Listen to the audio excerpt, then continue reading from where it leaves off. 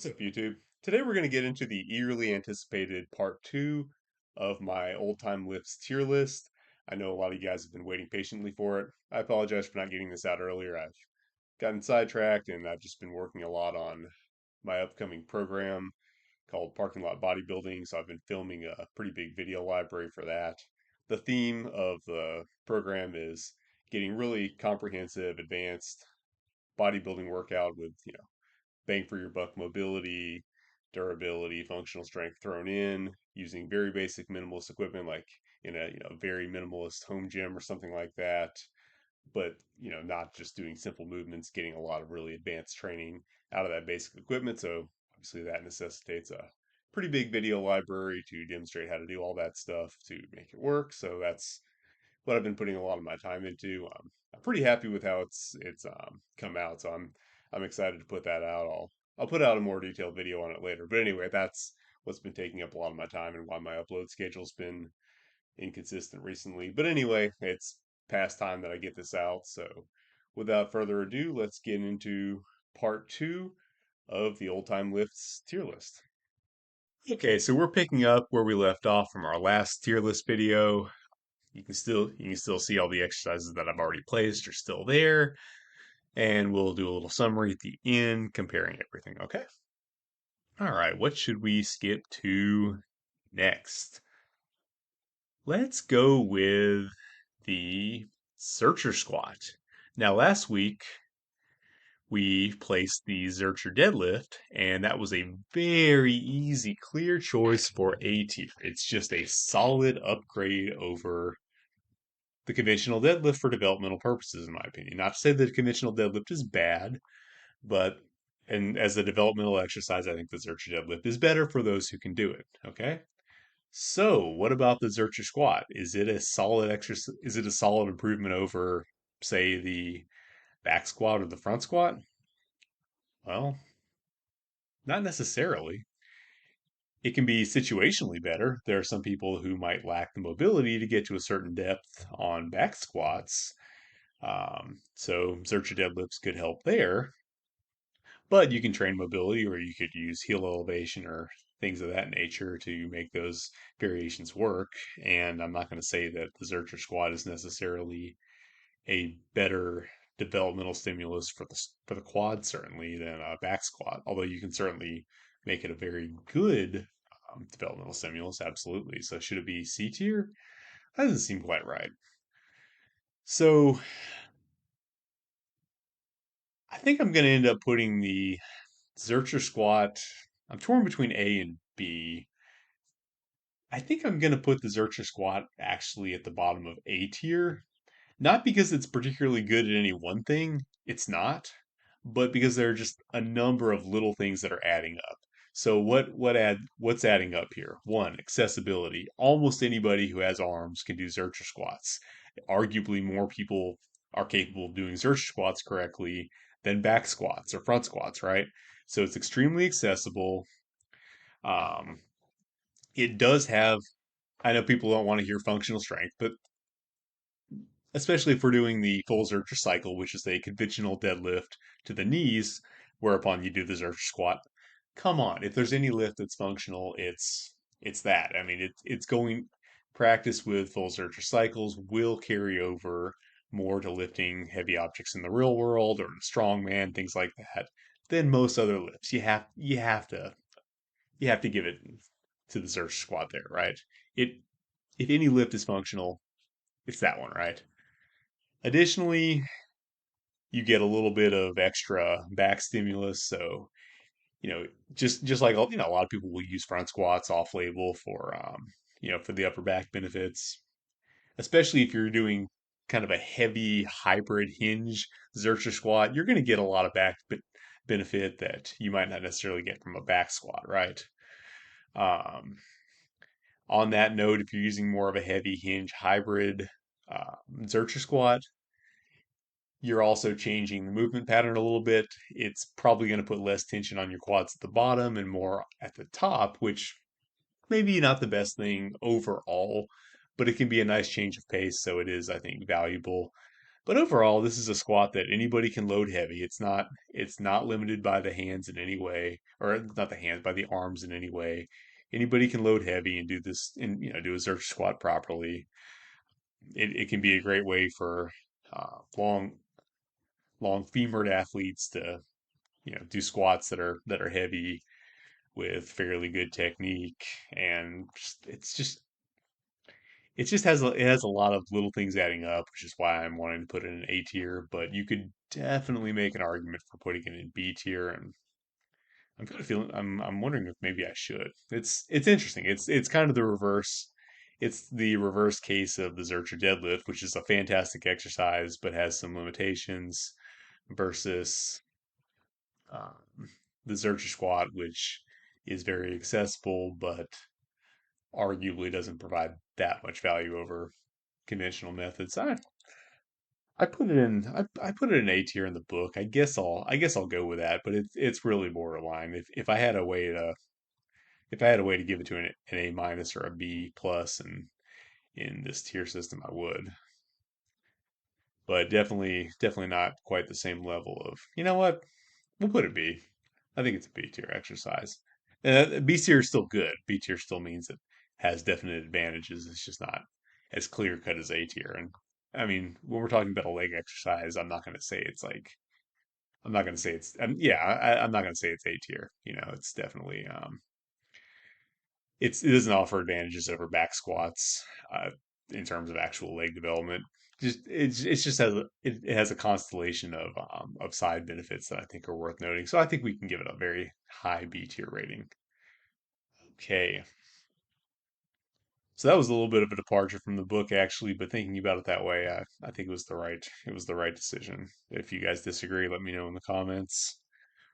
Okay, let's see. While we're on the topic of Zerchers, and departing from the book, I wanted to do something fun, add something that wasn't in the book, but just throw it in there just for the sake of it.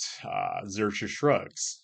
Okay, that's kind of an odd. It's not, as far as I know, it's not an old school lift, but I just wanted to throw it in there. And people are going to be mad at me. I'm kind of mad at myself for doing this, but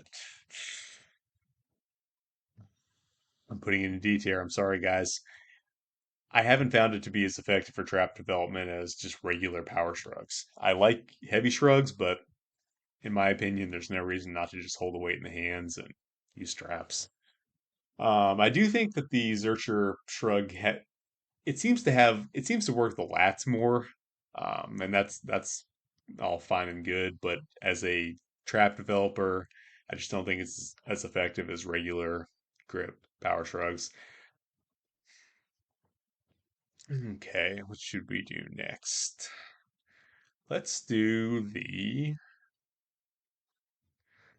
guillotine press. This is a silver era favorite, popularized. I don't know if it was popularized, but I know Vince Gironda liked this one. A lot of guys like this one. So the idea behind this one is we're just doing a really wide grip bench press to the neck uh, instead of the nipple line, basically. And what that does is it puts a ton of stretch on your upper pecs. Actually, if you haven't tried this, it's an interesting feel. It'll stretch your upper pecs a lot, even if you're not going all the way down. Well, you can't usually go all the way. I can't go all the way down and touch my neck or anything. You'd have to be very mobile to do that. Now it has a reputation for being really bad for the shoulders. So if you have shoulder issues, you probably won't be able to use this. But if you have healthy shoulders, it can be a good chest developer. It kind of feels like a heavy fly, honestly. Very cool exercise. However, if there's one muscle group that modern lifters don't really have any trouble developing, it's the pecs. I mean, we have plenty of avenues for developing pecs. I'm not saying the guillotine press isn't a perfectly fine way of doing it, but we're good already. So if you do it, great. If you don't, you'll still probably get big pecs. And it's less applicable to some people because it is a strain on the shoulders, right? So I think it belongs in C tier, which doesn't mean it's bad. It just means that's a problem we've already more or less solved. Okay. Yes, let's go with a problem that we haven't solved so well. Where should we put sissy squats? Well, I think it's a solid A tier candidate. I think it's a straight up upgrade over leg extensions for a couple of reasons. One, you get extension both at the hips. You get length. Sorry, you're lengthening the quads, the rectus femoris at both the hips and the knee, so you get maximal stretch. That's going to lead to more stimulus as well as just more mobility. You're training mobility in the process, and additionally, if you look at a leg extension machine, you the machine is in the way of your knee uh, fully compressing and getting super deep knee angle where the only thing stopping your knee from moving is your calves running into your hamstrings, and that's possible on the sissy squat. It's not possible on any leg extension machine I'm familiar with. So you get better stretch, deeper angles on both ends of the equation for better development, right? Now, the criticism is going to be that, oh, well, sissy squats are hard on the knees, they're hard on balance, they're not accessible, right? So, how do they get into the A tier? Well, okay, we can very easily fix those problems now by the use of bands. Band assisted sissy squats are extremely accessible. Anyone who's reasonably healthy can scale into them, both in terms of just band assistance and also stabilization to the point where they can perform some variation of sissy squats without knee pain and without balance issues, and gradually progress into the real deal, right? And I think that's going to have benefits both in terms of hypertrophy and in terms of knee ability and strength, and it's going to carry over to a ton of other things where stronger knees are just nice for life, right? Additionally, we get strengthening of the foot. Now, that's not a key bodybuilding focus. Bodybuilding judges don't really look at the foot too much, but I think it's beneficial to have strong feet, obviously. If you want to actually do anything in life, it's good to have strong feet. And something you might care about more, I think it does actually help with calves a little bit. I'm not saying do sissy squats alone, do nothing but sissy squats and hope your calves get big. But that extreme, especially when you get down into really deep sissy squats, I think they work the calves in a way that most calf raises do not. So you add that to some good calf work, and I think you're going to see some benefits from it. So I would put the sissy squat solidly at A tier, both because I think it's just a good hypertrophy stimulus and because it has additional benefits and because it can actually be scaled to the point where it's very accessible. Um, I describe how to do this in the book Old Time Lifts for Modern Lifters, and I'm making a video on it. I just made a video on it for my upcoming program, Parking Lot Bodybuilding, which explains exactly how to scale it with bands so that you get into it without hurting your knees. Because if you do just jump into freestanding sissies and your knees aren't up for it, you can easily end up with knee pain. I don't want you to do that. So don't take this video and go run out there and hurt yourself on sissy squats. So scale into it gently. There are resources available to teach you how to do that. But if you do that correctly, it's extremely valuable. Okay, now for something that probably isn't as valuable. Let's do Grimek drops. Now, for those of you that don't know, that's holding a weight over, like pressing a weight overhead or jerking a weight overhead, holding it overhead, dropping it and catching it in the Zercher position. I mean, it's fun. I have had a lot of fun doing these. You see Lucian, crazy guy here doing what 320, I believe. Crazy feat of strength, but I mean, as you can probably imagine, there's not a ton of developmental benefit to dropping a heavy weight and catching it in the Zercher position. That being said, I mean, Will Rattel, if I don't know if you guys follow him, you guys really should subscribe to Will.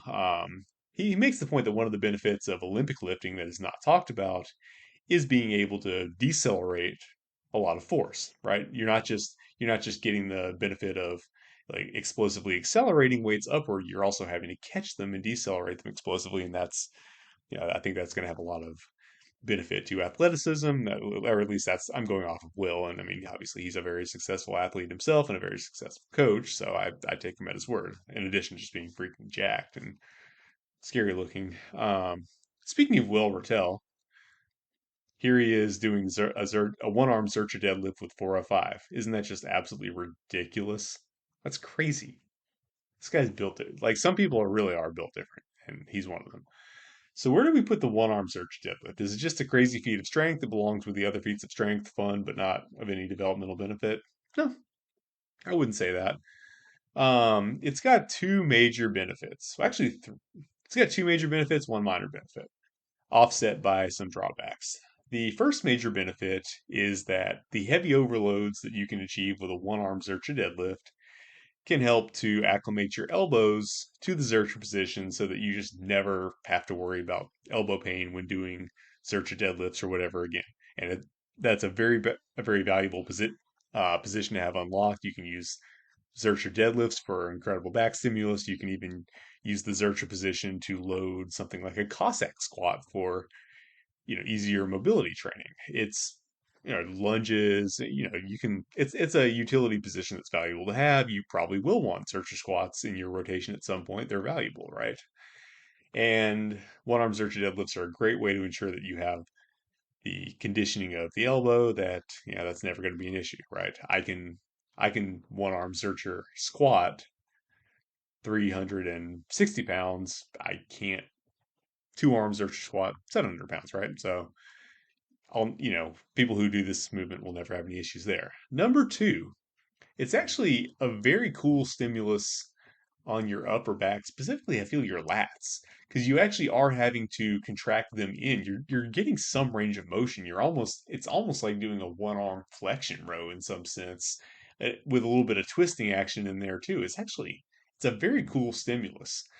I think it definitely has some serious bodybuilding potential because, so much force is being transmitted through that one side of your upper back. You're doing twisting, you're getting range of motion. It's cool, There's definitely a flexion row like characteristic with it where I think it could be very beneficial for hypertrophy as well. The only drawback there is obviously balance and stabilization. It's hard to get through a set of these just without the bar going all over the place willy nilly. And I mean that is definitely a drawback. I'm not going to lie, but I think there's definitely some value in this one. And the other little minor benefit of the one arm Zercher deadlift is because you're able to twist and lower one elbow down a little bit more. It's actually more accessible in terms of mobility than the two arm variation. Believe it or not, there like when I first started trying to work into Zercher deadlifts, I was able to do one arm Zercher deadlifts before the two arm variation because of mobility, right? So that's another little side benefit. So I'm going to give it a B tier. Actually, I mean it's going to be niche. The utility is niche. I'll go ahead and tell you that, but it's still utility, right? Okay, so let's go now with something that is not niche in its utility, and that is the one you've probably been waiting for 2 weeks, the Jefferson curl. And you guys already know Jefferson curls are going straight to the top of S tier. If there's one lift out of all these old lifts that you do, Jefferson curls 100%. I mean, as far as my criteria for S tier old school lifts, it checks all the boxes. Number one, it's fantastic at what it does. It, I mean, Jefferson curl is the premier spinal erector developer. I mean, the only potential rivals are, in fact, advanced Jefferson curl variations that intensify spinal flexion even more. The Jefferson curl is the premier spinal erector builder. The Silver Ear guys use it for that purpose. I use it for that purpose. It's fantastic. I mean, you can't beat it. Additionally, it's going to build hamstring mobility. It back health and resilience. Fantastic. Now, what pushes it over the top into S tier, and in fact into the top of S tier, like the most applicable exercise on this list, is that anybody can benefit from it. Or not let me not say anybody, but a wide range of people. I don't want people who have active back injuries getting into Jefferson curls. If you have an active back injury, go get checked out, make sure you're good before you do this stuff, right? But other than that, if you're healthy, anyone. You can have an older person who's just trying to stay healthy for a couple more years, you can have an older person do a Jefferson curl with, exceedingly lightweight. I'm not saying go start out with, 100 pounds. Like you can start them out with, like, just get one of those 2.5 pound plates, get one of those little pink dumbbells and have them do Jefferson curls. And the thing about the Jefferson curl is it's not limited by some arbitrary range of motion like the Zercher deadlift, for example. The Zercher deadlift, the bar sits at the height the bar sits at, right? And you just have to work around that. If you don't have the mobility for it, you can't do it. The Jefferson curl is based on your mobility. Like however far you can bend down, that's your range of motion, and that's fine. So anyone, it can scale to, it can be an extremely short range of motion if that's as far as someone can go. Okay, that's fine, and we can work on it gradually, and it'll gradually build up your range of motion. But it's scalable in terms of range of motion. It's scalable in terms of weight. You don't have to use a barbell. In fact, you should probably start with a very, very, very, very, very light dumbbell. So even someone who's fairly, who's not particularly strong can absolutely do the Jefferson curl, but at the same time, it scales all the way up because bodybuilders can use it as the premier spinal erector developer, very powerful hamstring glute developer, just a fantastic bodybuilding exercise, fantastic hypertrophy. I mean, just for what it does, obviously it's not going to build everything, but as far as what it does, it is a fantastic tool for that purpose. And it's also extremely useful for athletes who want to be strong in unconventional positions. I mean, we're looking at like people like wrestlers. I mean, it's a clear-cut case for somebody who could absolutely stand to, do at least moderate weight Jefferson curls. I mean, the use case we know of Jefferson curls because Olympic gymnasts use it to great effect. So, it's definitely got a proven track record in athletics, bodybuilding. Silver guys loved it, and I think it has a very powerful potential in just helping regular folks avoid back injuries by strengthening it up. So, yeah, Jefferson curl is far and away the easiest S tier example, S plus. Okay, what are we going to go to next? So last on the last video, we covered some pullover variations. We covered the ones that I think are probably best overall. But honestly, this one is one of my favorites, and it's going to be tough to beat. I love this. This is the side pullover. So if you guys aren't familiar with this, this is where you simply lie on your side across the bench, getting a nice little bend in your spine to the side, and uh, do one arm pullovers sideways. Man, this is a good teres major stimulus. Fantastic rear delt stimulus. I even get side delts, weirdly enough. You know what? I mean, does anyone have side delts that are too big? I'm gonna put it in A tier. I love this one. You get a nice little stretch along your entire side chain. Feels really good on the low back. Whatever. I'll put this in A tier. I really like it. Um, I mean, maybe arguably it's a little bit of a wider isolation, so maybe it shouldn't be there. I mean, I just want to displace the crossbench pullover and put it in S tier, but we'll put it in A tier. I really like this one. I think it's fantastic. Um, yeah, it seems a little niche, but it's just such a good exercise, and there's really no downside to it. So I say let's do A tier with it. I really like it. I mean, who has too much rear delts, right? Now, for one that's definitely more niche, and we probably should not put it in A tier. um, let's do the neck bridge pullover. This one, it kind of seems like it should be down here in the weird ones. And there are ways to do neck bridge pullovers that would probably be that. Um, I think it has some application though. The cool thing about the neck bridge pullover is that it gives your shoulders the space and freedom to sink to shrug down, which puts stretch in your lats. So that in addition to the fact that you're naturally going to be at kind of a declined position, that means that that this is a pullover for your lower lats. Like we always have that debate about our pullovers for lats or whatever, and they're probably teres majors in most cases, but this is one particular variation you can do to make it a very effective lower lat exercise. Um, Obviously, you have to be very strong in the neck bridge position before you attempt this, so it's going to be very niche. Not everyone should just go out there and do that because you might injure your neck. I don't want you to do that, but if you're very if you're doing a lot of active neck training, your neck is strong.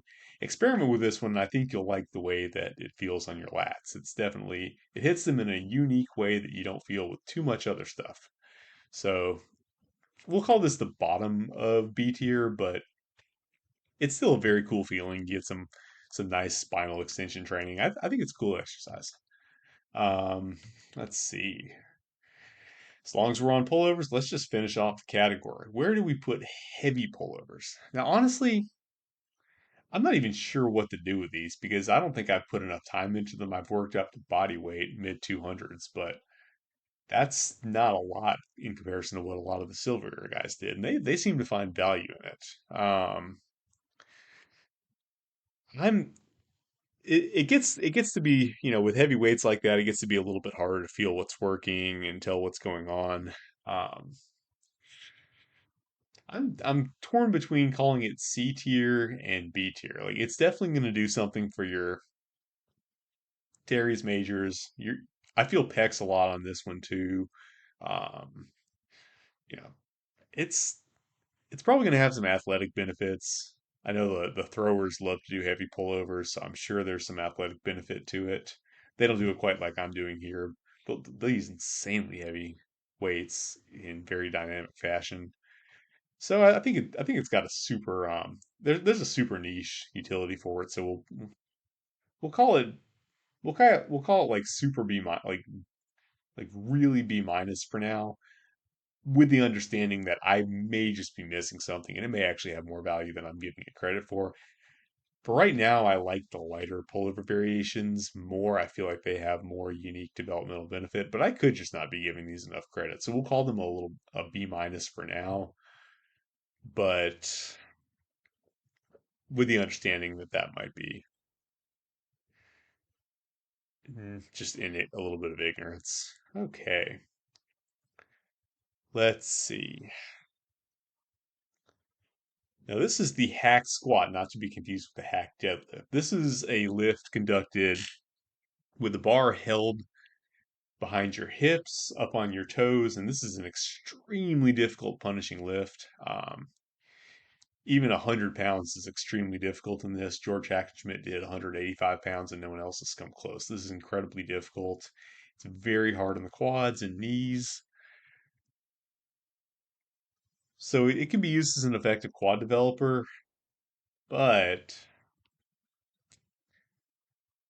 I mean, when you compare it to, in this case, it's not going to suffer by comparison to a modern exercise because there's not a whole lot in the modern gym that replicates this motion, but it suffers by comparison to a silver era exercise, the sissy squat. I just think all around the sissy squat really is just so much more useful than the hack squat. I think it does the same thing but better, essentially. Instead of you're getting additional length on both ends instead of just adding weight. I think it's just sissy squat's just a better option. Doesn't mean the hack squat is bad, but I I think it's been superseded, so I would call it C tier, definitely. Okay, this is a weird one. The Piper squat. What on earth is this? Is it a squat? Well, honestly, the movement is more akin to a leg press. It's not it feels like a leg press. Your back is more or less flat, your knees are kind of being driven up into your chest, but obviously it's free weight loaded. This one's cool because it forces you into kind of a deep stretch at both your hips and your knees. So you actually get a deeper range of motion than with the barbell leg press while getting some of the mobility benefits and you're using free weight. So I kind of like this one. It's very niche, but I kind of like it. That being said, it's hard to push to failure unless you're in a rack because it's very creepy to think about going to failure on this one. But I like it. I almost like it. Just want to rank it above. I can't tell if I should rank it above or below the barbell leg press. The one thing about it is it's not as easy on the knees as the barbell leg press. So even though in some cases I think it's better, I think it gives you a deeper knee angle. Really cool stimulus. I'm gonna rank it. gonna rank it below the barbell leg press, and it's a cool option that does a lot of things well. It also, I think it compares very favorably to the seated good morning in terms of hip mobility. It's a very cool quad stimulus, but I don't know that it does I haven't found myself using it that much, so I don't know that it does any one thing well enough to displace anything else, maybe. Does that make sense? Maybe I'm not being charitable enough to it, but I mean, C tier isn't a bad rating. I'm not saying it's a bad exercise. I think it does some cool stuff, but I'd have a hard time ranking it higher. Okay, let's go into one of the most spectacular old school lifts, the two hands anyhow. Okay, so this one is incredibly cool. If you don't know what it means, it just means like basically you have to use two or more implements and lift as much weight as possible overhead. So what's the developmental benefit? Well, it really depends on what method you use to get the weight overhead. If you use a bent press to get your primary implement up, it could have much of the same benefit as the bent press, but there are plenty of other routes to do it. Um, it's kind of hard to say what the benefit is going to be unless you know what method we're using, because you could just use a two-hand jerk and then transfer the barbell over to one hand and then pick up a second dumbbell or whatever the case may be. Um, I mean, I don't think it's going to be your first choice as a developmental lift in most cases, but so my first impulse is to go with D tier, honestly, even though it's a really fantastic feat of strength. My only thought is that there's got to be stuff in the modern gym that it could displace. I mean, there's got to be nonsense people do in modern gyms that it could displace, right? I mean, it's probably as good, like it's as valuable as a thruster, right? I mean, what's the point of a thruster anyway? Um, I don't know. It's going to be between C and D. You could probably find something that you could call it a viable alternative to, but to be honest, that thing probably wouldn't be all that developmentally beneficial. Most likely you're going to be better off just separating the two hands anyhow into its component parts and just training those separately. But it's cool. Um, you could definitely do worse things with your time. I'll call it C. I'm sure there's something out there that people are doing happily today that's completely pointless that it could substitute for. We'll call it the bottom of C tier. Okay. Now for something that is, I think, underrated today. One arm, single arm overhead pressing. So not any kind of crazy old school lift, just overhead pressing with a single arm. Almost no one does that these days because, well, why not just train both arms at once? But you get more range of motion. You get the ability to focus on lifting a little bit more weight with one arm.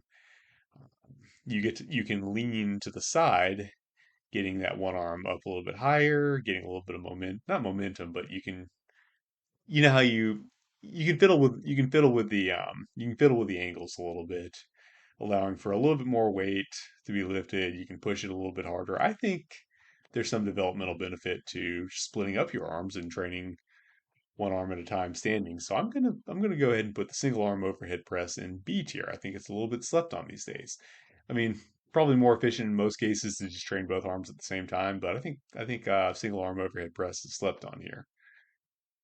Now, speaking of overhead lifts, this is one that's been controversial recently, the Turkish getup. Here we see, still in my opinion, the most impressive Turkish getup ever on video. Guilty Killa, crazy Russian lifters,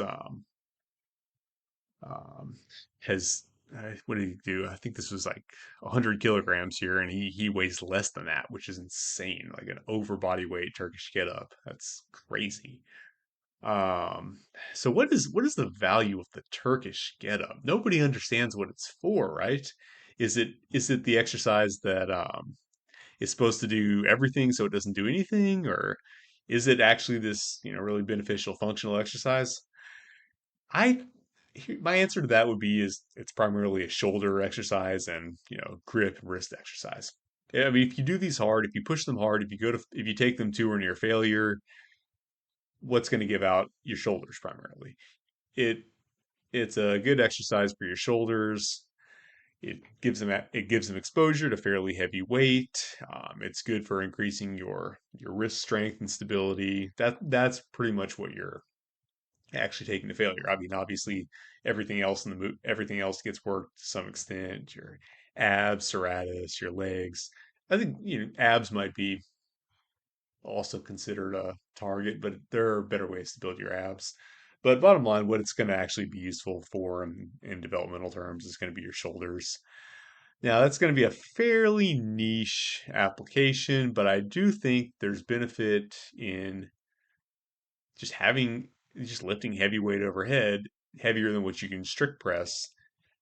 Just having your shoulders exposed to heavy weight, and the Turkish get up is a fairly good way of making that happen. It's pretty much anyone can do a Turkish get up unless you have some severe movement limitations. So if you put in the time to practice it, and it's not like bent press where it has massive like mobility requirements.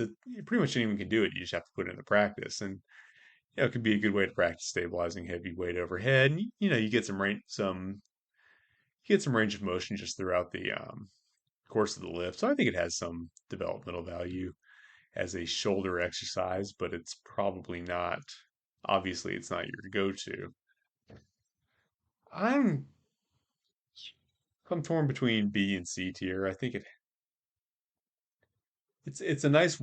I found it to be a very nice back warm up. It can be in fact after a back injury. If you haven't tried Turkish get ups after a back injury, give them a shot. Lightweight, but give Turkish get ups a shot after one of those back injuries. I'm not saying like you snap your spine in a car accident, but you're deadlifting too much and you feel something pop and you have trouble walking the next way. Just start to recover.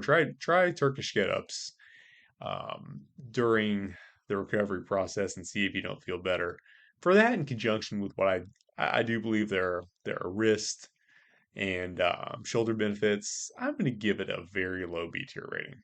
It's definitely not for everyone. It's about as niche gets, but for a very serious advanced lifter, I think there's some value in putting some time into these and getting decently good at them.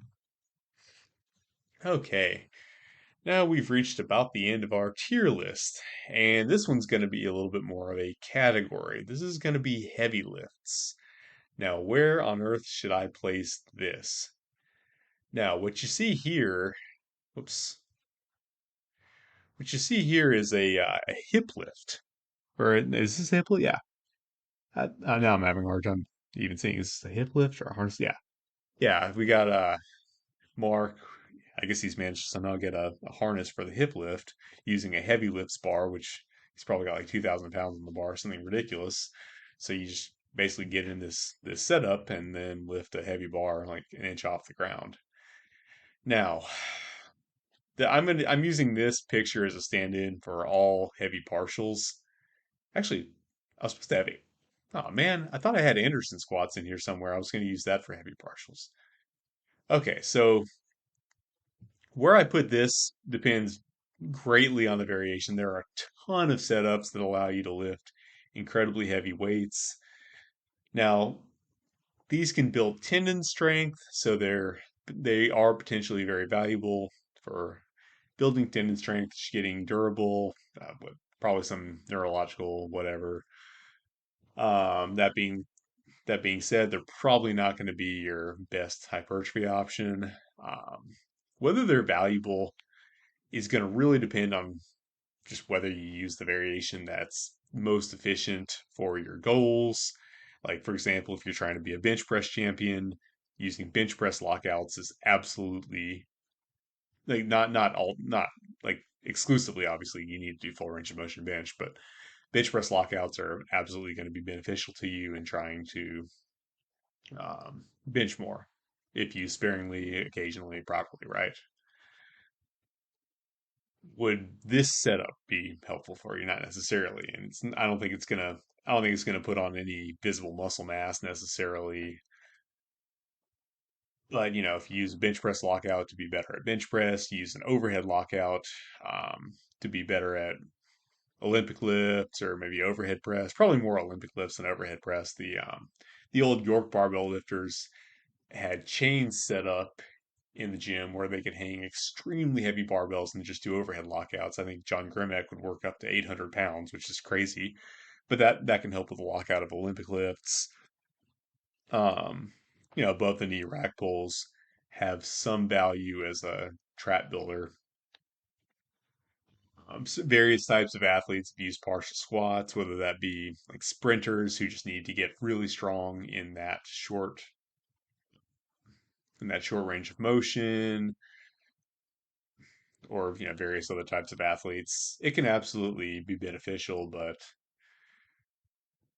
you know situationally and uh, obviously you need to pick a method that's going to be efficient for your goal. Do you need to get this elaborate setup to harness lift some extremely heavy load like a lot of the old time strongman would have done?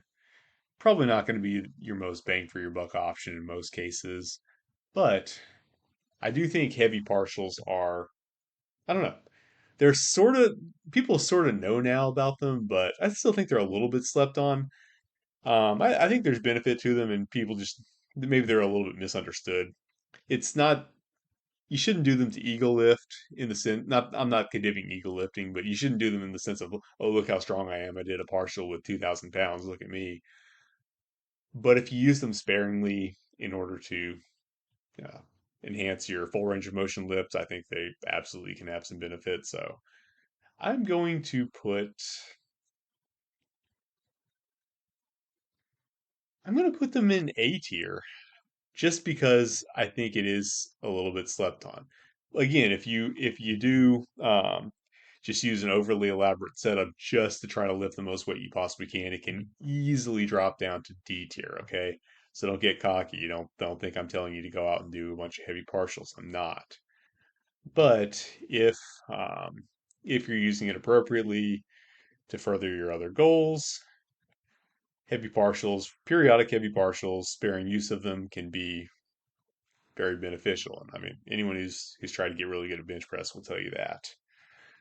So we'll put it in A tier, just with that with a little caveat that uh, you got to use these right and not just make it be about, oh, look at me, I can lift this much weight, because anybody and their mom can lift 1,000 pounds using a heavy parcel. Don't get cocky. It's there for your benefit. It's not really a good way to demonstrate strength, in my personal opinion. Unless you're doing like 4,000 pounds. Some of the old timers would do 4,000 pounds in various lifts, and then, yeah, 4,000 pounds is a lot, no matter what the range of motion. But probably not worth figuring out the logistics of how you can lift 4,000 pounds. Okay, so let's do a brief summary. So, probably to nobody's surprise, Jefferson curls and pullovers are my top picks in the S tier, and of those, obviously Jefferson curls, in my opinion, are the higher variant in the S tier category. These are the ones, if you don't do anything else in this video, these are going to add something to your training that you're almost certainly not going to get from anything else in the modern gym. So if you don't do anything else, do these, okay? It's pretty self-explanatory. A tier, I think I'm pretty happy with this category. I mean, Zercher deadlifts, I definitely think are probably overall more beneficial for people who can do them than regular deadlifts. Sissy squats, absolutely. Everyone should try one hand deadlifts, I think. Other A tier exercises may be a little bit more niche, although definitely try these side pullovers. They're fantastic. Yeah, I'm happy with the B tier. We've got our. It's weird. It's weird that Kelly Snatch is at the top, but a lot of these B tier exercises I was really unsure on. You know what? Why are Zercher squats definitely need to be at the top of B tier, not at the bottom. They were almost an A tier, so they should definitely be. Wait, did I put heavy partials over Zercher squats? That's crazy. I don't know if I should have done that. I'm kind of regretting that now. Whatever. I did what I did for a reason. Let's just not second guess it too much. Okay, so you guys all kind of know why I did this. Turkish getups could easily be C tier, but we'll put them in B tier for right now. Yeah, I mean, I know a lot of you guys probably like Jefferson deadlifts, but You know why I put them here. It's not because I don't like them. It's just it's an alternative. It's not necessarily a better alternative, right? And then these lifts in D tier, very spectacular, very cool, but I just don't see the that much developmental benefit for the vast majority of people with them, right? Okay, so that ended up being, wow, 40 minutes. That's crazy. That's part two. These tier list videos take a long time. Whew. Well, if you got through all this, I really appreciate you guys watching, and I hope you enjoyed it as much as I did. It's a lot of fun to talk about this stuff, even though it takes a long time. My throat is starting to feel like my throat muscles are working too hard. I guess I haven't worked them that much in in a while. But anyway, that sounded. Can I should edit that part out later. Too bad I don't really edit these. Anyway, yeah, I hope you guys watched and if or watched. Oh my God, I need to cut this short. I hope you guys enjoyed this, and if you did, please do all the stuff to let YouTube know that you want more of these, and I'll try to figure out what else I can make tier lists on because apparently that's the thing to do. And if you guys have any ideas for what you'd like tier lists on or any other type of video, just let me know in the comments. And definitely, if you don't like how I ranked some of these videos or some of these movements, tell me how mad you are in the comments. I would appreciate the engagement. Obviously, there are a ton of other lifts that I could have put on here, but I knew it was going to take a long time. And like this in total, this is like an hour and 15 minutes worth of tiers. So, I mean, I could have put a bunch of other stuff on here, but at the end of the day, we got to just get this video out, right? All right, guys. Thanks for watching.